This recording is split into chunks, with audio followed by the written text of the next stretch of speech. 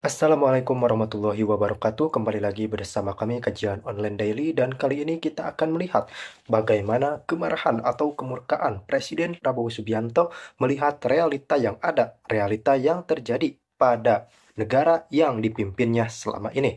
Pak Presiden sangat marah dengan kejadian yang baru-baru ini terjadi, yakni terkait vonis ringan koruptor 300 triliun. Tentu saja ini menyakiti hati segenap rakyat Indonesia dan mengundang kemarahan dari hati nurani Presiden Prabowo Subianto beserta jajaran. Maka dari itu tidak heran ketika tim hukum dari kementerian terkait langsung bergerak cepat untuk menganalisa ulang kasus tersebut. Karena tentu saja dengan kerugian negara yang dihadirkan tidak sebanding dengan vonis yang dilakukan atau ditetapkan di pengadilan. Karena ini adalah berkaitan langsung dengan aset negara yang telah dicuri oleh para koruptor. Pak Presiden tidak mau tahu siapapun dia, jika sudah mencuri aset negara maka harus dikembalikan. Dan itu menjadi komitmen dari Presiden Prabowo Subianto yang harus mau tidak mau dilakukan atau dipenuhi oleh para koruptor. Selain mendapat hukuman kurungan badan, kalau kata Pak Prabowo mengatakan bahwa minimal 50 tahun, selain itu aset yang telah dicuri pun wajib dikembalikan. Tentu saja ini adalah sebuah langkah hukum yang sangat luar biasa dari Pak Presiden Prabowo Subianto untuk menangani kasus-kasus seperti ini. Ya, kita ulangi, selain kurungan badan, kata Pak Presiden minimal 50 tahun, aset yang telah dicuri pun harus dikembalikan.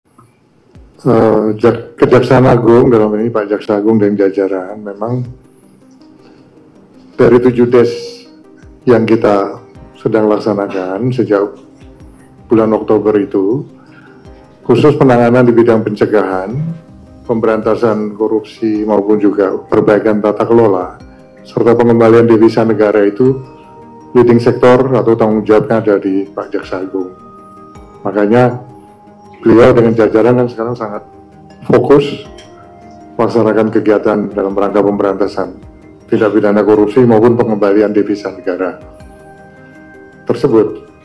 Terkait dengan KPK, kemudian ada tim Tas Tipikor Polri, itu semua masuk dalam bagian des ini dan semua melakukan sinergi, termasuk penguatan koordinasi, sinergi, juga supervisi, agar prosesnya bisa lancar ke depan. Makanya di dalam des ini juga ada BPK dan BPKP untuk penghitungan kerugian negara agar bisa cepat, fokus, dan menjadi prioritas.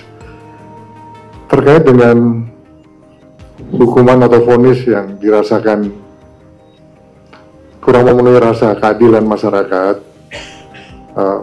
pemerintah dalam hal ini Bapak Presiden itu sangat mendengarkan masukan-masukan dari masyarakat, di mana vonis yang diberikan ini dirasa kurang adil begitu, kurang memenuhi rasa keadilan masyarakat, sehingga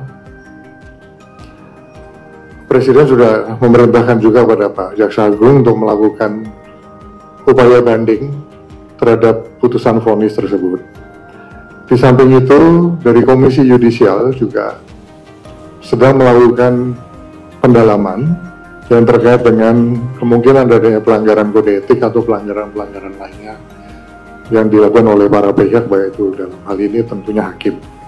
Demikian yang bisa saya tambahkan. Silakan kalau masih ada yang lain. Silakan.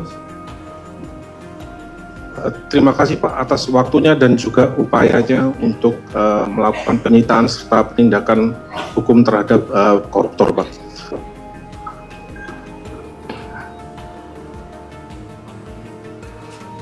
Yang pertama, bahwa Bapak Presiden sudah jelas di dalam arahnya kepada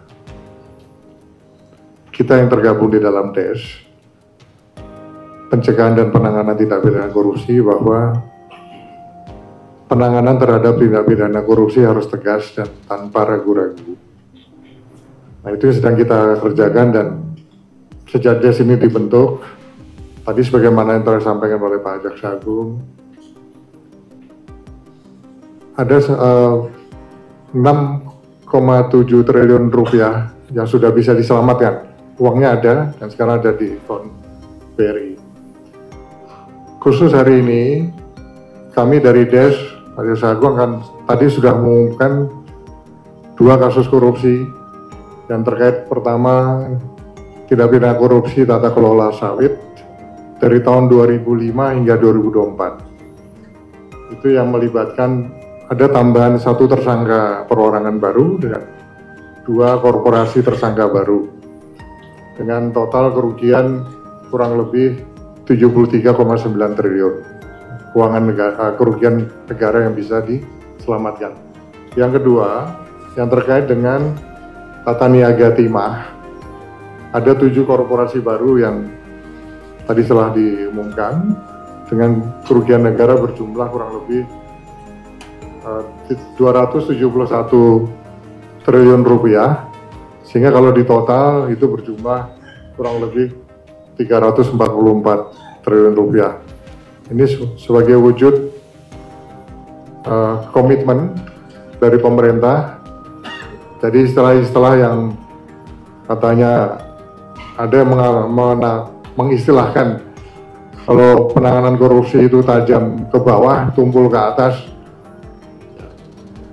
Tunggu saja, kita banyak nanti episode-episode berikutnya yang akan kita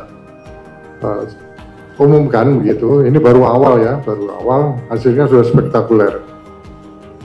Dan pemerintah berkomitmen untuk terus memperkuat langkah-langkah penegakan hukum yang semakin responsif dan memenuhi rasa keadilan masyarakat, sehingga semuanya ada kepastian hukum dan memenuhi rasa keadilan masyarakat. Demikian yang bisa saya tambahkan. Silakan Pak Jaksa Agung kalau ada.